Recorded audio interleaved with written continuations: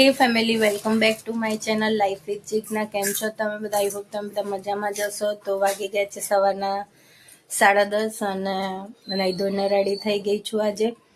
અને શ્રી છે. હેલો શ્રીજુ, શું કરે છે?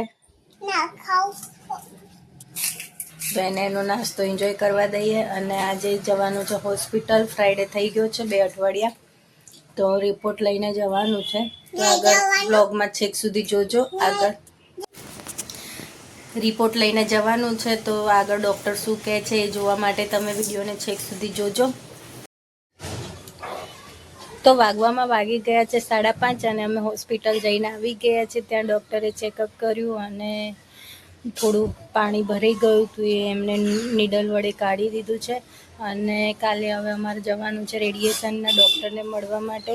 બસ આજની હોસ્પિટલની અપડેટનું આટલું જ છે. અને અમે ત્રીજા માટે લઈને આવ્યા હોસ્પિટલથી. શું લાવી મમ્મી બેટા? પિચકારી લાયા. કેવી લાગે? અમારી શ્રીજા ઊંધી રીતે જ રમે છે. હવે કાલે જઈએ અને ત્યાં ડૉક્ટર શું કહે છે એ જોઈએ. રેડિયેશનના ડૉક્ટર હવે કંઈક નવું લાવશે, બાકી તો કંઈ છે નહીં. અત્યારે તો બેઠા છે, થોડુંક નાસ્તો ને એવું લઈને આવ્યા. તો મળીએ કાલે એક નવા વ્લોગ સાથે. ત્યાં સુધી સૌને જય Shri Krishna. Video The next day. હે family, welcome back to my channel life with Jigna. કેમ છો તમે બધા? આઈ હોપ તમે બધા મજામાં જશો. તો આજે થઈ ગઈ છે તારીખ 1 માર્ચ અને આજથી મેં થોડી રસોઈ સ્ટાર્ટ કરી દીધી છે. સર્જન એને 17 દિવસ જેવું થઈ ગયું છે. તો આજે તો ટ્રાયલ જ લઉં છું કે મારથી બને છે કે નથી બનતું. તો અત્યારે સવારમાં કોબીજ બટાકાનું શાક અને દાળ ભાત અને રોટલી બનાવવાની છે. રોટલી હું નહીં કરું અત્યારે, કારણ કે હજી હમણાં 1 મહિનો તો રોટલી નહીં કરવાની. અને બાકીની અપડેટ કાલે હોસ્પિટલ ગયા તો શું કીધું ડૉક્ટરે હું આગળ વિડીયોમાં તમને જણાવું છું. તો વિડીયો છેક સુધી જોવાનું ભૂલતા નહીં.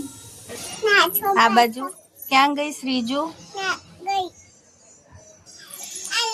હે તો કંઈ નહીં, અત્યારે ધાણીને એવું લઈ આવે છે, કારણ કે આવતીકાલે હોળી છે. ધૂળેટી તો 4 તારીખની છે ચંદ્રગ્રહણના હિસાબે.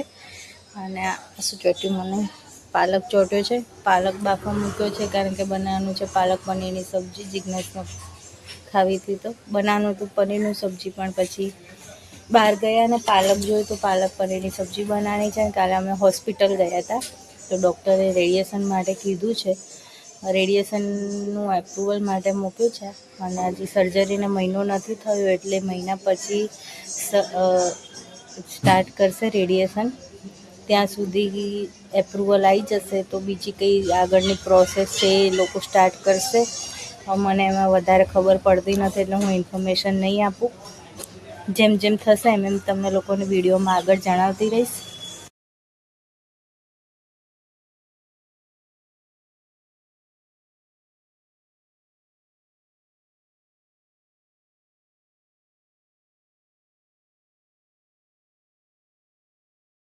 તો મળીએ કાલે એક નવા વિડીયો સાથે. વિડીયો કેવો લાગ્યો એ તમે કમેન્ટ બોક્સમાં જણાવજો. જો વિડીયો પસંદ આવે તો વિડીયોને લાઇક કરજો. ચેનલમાં નવા હોય તો ચેનલને સબસ્ક્રાઈબ કરવાનું ભૂલતા નહીં. મળીએ એક નવા વિડીયો સાથે. ત્યાં સુધી સૌને જય શ્રી કૃષ્ણ.